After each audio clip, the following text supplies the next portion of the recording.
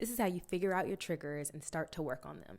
So your trigger is essentially an emotional wound. Just how you would have a physical wound and someone might brush up against it and it would hurt. It's the same thing with an emotional wound. And you identify and figure out these wounds by becoming conscious of every single emotional reaction, disproportionate emotional reaction that you have to them. So something normal might occur and someone might just say a one-off comment or something that might not even bother somebody else, but for you it triggers a core wound or a limiting belief or something that happened in your childhood, a situation, and that is why it's so triggering for you. And this usually comes up within relationships, so with your friendships, in a business partnership, or within your romantic relationships, or even with clients in your businesses. For example, if you have a client who crosses your boundary in some way, or they say they can't afford your program or something like that, that might trigger your rejection wound, and that will trigger that like abandonment, rejection, that need to people please because that's what happened in your childhood and that's what formed that core wound. And you might have a disproportionate emotional reaction, and you might have some weird client interactions because you're like chasing them, or you might be like, no, don't go, don't leave, like please, I'll give you a discount, and that might show up in every single area of your life, but let's just focus on the clients right now. So that might show up and it will brush up against that emotional wound that you have of fear of rejection, or abandonment, or not feeling good enough, feeling unworthy. And so you identify that by becoming conscious of your emotional responses to the things that happen within relationship. And a big part of this is realizing that your triggers are for you. You're attracting these things into your reality for these things to come up and to be healed, to be resolved, to be released. So your triggers are not for other people to walk and tiptoe on eggshells around you so they don't hurt your feelings. It's for you to recognize and realize that this is something that comes from deep within you, from your childhood. Our subconscious mind is formed by the age of 7, right? So it all started before then. So that's something that you have to heal. And then once you write all of these things down, once you get all of these things out, once you do the releasing and, the crying, the feeling your emotions, right?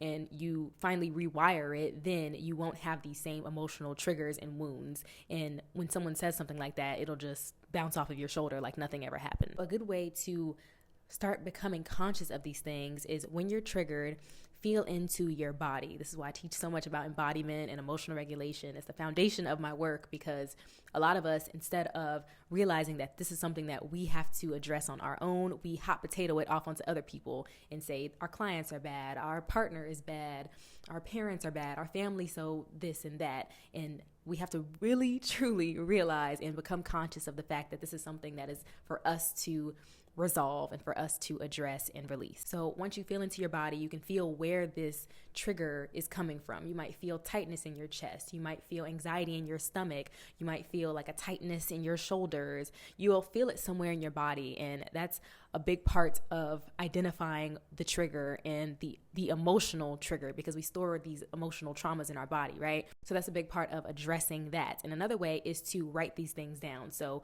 once something triggers you, write it down, and then as you're journaling, it'll come out the real reason why this thing is bothering you. And it will always come back to a core wounding and a memory from your childhood that formed this belief. Also, writing it down takes away the power of it, the sting of it, right? Because you're looking at a piece of paper and you're like, oh, okay. And it kind of takes the surprise away. So when someone says something or does something that triggers that emotional wounding, you'll be cognizant and aware of it, and it won't come as a surprise to you. So once you know what your triggers are, then the person that is close to you, when they say or do that thing again, you're like, okay, like you're conscious, you're aware of it, and you can start to control your emotional response to things in your environment and not just be so disproportionately reactive to whatever the situation is. And if you want to learn more about doing the embodiment work, the emotional regulation and releasing and rewiring work, so you can start taking action in alignment with the highest version of yourself that is free and that is happy and that is in alignment with your heart's desires, then I invite you to join my Mindset Mastery membership. And that's where I have my whole 5-step process, my quantum rewiring process. And I take you through the whole meditations. We do the subconscious mind work. We do the emotional regulation work. We do the embodiment work. And you can start releasing these things and start stepping into the next level version of yourself.